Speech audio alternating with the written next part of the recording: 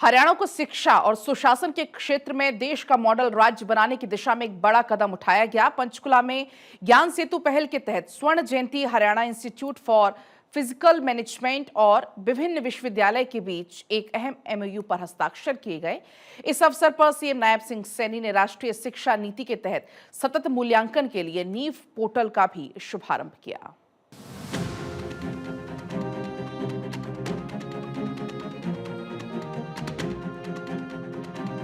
पंचकुला में आयोजित इस कार्यक्रम को हरियाणा के शैक्षणिक इतिहास में एक नए युग की शुरुआत माना जा रहा है।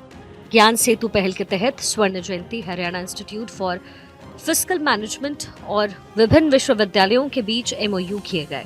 सीएम सैनी ने इसे प्रदेश के भविष्य को मजबूत आधार देने वाला कदम बताया। कार्यक्रम को संबोधित करते हुए मुख्यमंत्री ने कहा कि आज का दिन हरियाणा की शिक्षा व्यवस्था को नई दिशा देने वाला मील का पत्थर है। उन्होंने बताया कि 2047 तक विकसित भारत के संकल्प के तहत शिक्षा को कौशल आधारित बनाया जा रहा है, ताकि युवा आत्मनिर्भर बने और रोजगार के अवसर हासिल कर पाए। सीएम सैनी ने कहा कि राष्ट्रीय शिक्षा नीति प्रधानमंत्री की दूरदर्शी सोच का परिणाम है। इस नीति के तहत शिक्षा को कौशल आधारित बनाया गया है, ताकि युवा शिक्षित होने के साथ साथ आत्मनिर्भर बने। इसी सोच के अनुरूप हरियाणा को देश का ग्रोथ इंजन बनाने की बड़ी जिम्मेदारी सभी की है और आज हुए एमओयू का लाभ आने वाले समय में प्रदेश की जनता, विशेषकर युवाओं और विद्यार्थियों को मिलेगा। हमने जो एमओयू साइन किया है, एमओयू साइन का हमारा जो उद्देश्य है कि हम जब विकसित भारत की बात कर रहे हैं और जब हम विकसित हरियाणा की बात कर रहे हैं उसके साथ जोड़ करके कि वो कौन कौन से पैरामीटर्स हैं जो 2047 के अंदर हम आज वो पिलर्स खड़े करेंगे। आने वाले समय के अंदर उन पिलरों के ऊपर कुछ लोग और आगे बढ़ेंगे और फिर उन्हीं पिलरों के ऊपर ये विकसित हरियाणा मजबूत नजर आएगा। मुख्यमंत्री नायब सिंह सैनी ने कहा, बजट में पहली बार रिसर्च के लिए 20 करोड़ रुपए का प्रावधान है, जो एक महत्वपूर्ण और ऐतिहासिक कदम है।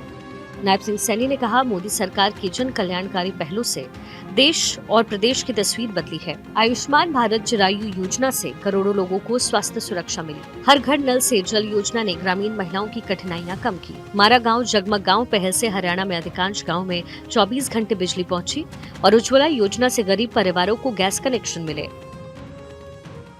आज हरियाणा प्रदेश के 6000 गाँव, 6500 गाँव में से 6000 गांव ऐसे हैं जिसके अंदर 24 घंटे बिजली दे रहे हैं।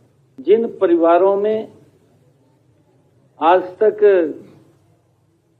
गैस का कनेक्शन सिलेंडर ही नहीं था, परंतु विचार आया कि ऐसे परिवारों को, नहीं तो आपके सामने है क्या स्थितियां थी, पूरा वातावरण बदला है, बदल करके लोगों के जीवन को सुगम सरल करने का काम किया है।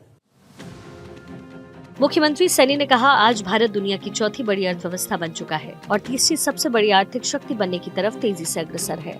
मुख्यमंत्री ने कहा, 2 दिन पहले ही AI pre budget feedback portal launch हुआ। इस पर नागरिक और विभिन्न हितधारक अपने सुझाव दे सकते हैं। विद्यार्थी भी अच्छे और उपयोगी सुझाव दे सकते हैं। उन्होंने कहा, ये बजट सरकार का नहीं बल्कि जनता का है, जिसमें लोगों की भागीदारी जरूरी है। अधिक से अधिक सुझाव आएंगे तो प्रदेश के विकास के लिए बेहतर और प्रभावी निर्णय लिए जा सकेंगे। हमने अभी AI based pre budget feedback portal उसको लॉन्च किया है। अच्छा सुझाव हो वो देख करके इसके ऊपर जरूर शेयर करें, ताकि ये बजट जनता का बजट बने, लोगों का बजट बने। नायब सिंह सैनी ने कहा, सरकार ने किसानों को ध्यान में रखते हुए खासकर हॉर्टिकल्चर की तरफ प्रोत्साहित करने के लिए नीतियां बनाई। एक्सीलेंस सेंटर स्थापित करने की घोषणा, ताकि किसान प्राकृतिक खेती अपनाएं, रसायनों का कम उपयोग करें। निर्यात को लेकर इंफ्रास्ट्रक्चर विकसित किया जा रहा है। गन्नौर में बन रही अत्याधुनिक हॉर्टिकल्चर मंडी इसका बड़ा उदाहरण है। आज समय की जरूरत पारंपरिक फसलों की बजाय नई फसल, नई तकनीक और मूल्यवर्धन की दिशा में बढ़ने की है। हम एक ही फसल के अंदर जा रहे हैं, धान या गेहूं, उसी में ही जा रहे हैं। हमारा डाइवर्सिफिकेशन भी होना चाहिए। हमें बहुत चीजों की आवश्यकता है और हमारा किसान प्राकृतिक खेती की तरफ ज्यादा जाए, पेस्टिसाइड और खाद का कम उपयोग करे, उसके लिए भी हमने उनको इंसेंटिव देने की बात कही थी। सीएम सैनी ने कहा, एक समय था जब लोग ये मानते थे कि केवल 5 वर्ष पूरे करने होते हैं और फिर सरकार बदल ही जाती है। लेकिन आज स्थिति बदल गई है। अब जनता बदलाव नहीं बल्कि धरातल पर दिखाई देने वाला ठोस और परिणाममुखी कार्य चाहती है। समय तो काटते थे, ये सोच करके काटते थे भी 5 साल के बाद तो मैंने बदल जाना है, दूसरा आएगा। परंतु अब आप देख रहे हैं लोग बदलाव नहीं चाह रहे, लोग काम चाह रहे हैं। आम व्यक्ति के जीवन के अंदर हर योजना ने एक बड़ा बदलाव किया है और लोगों को महसूस हुआ है, और यही शासन होता है। कार्यक्रम के दौरान मुख्यमंत्री और विभिन्न विश्वविद्यालयों के कुलपतियों के बीच महत्वपूर्ण विषय पर विशेष संवाद सत्र भी आयोजित हुआ।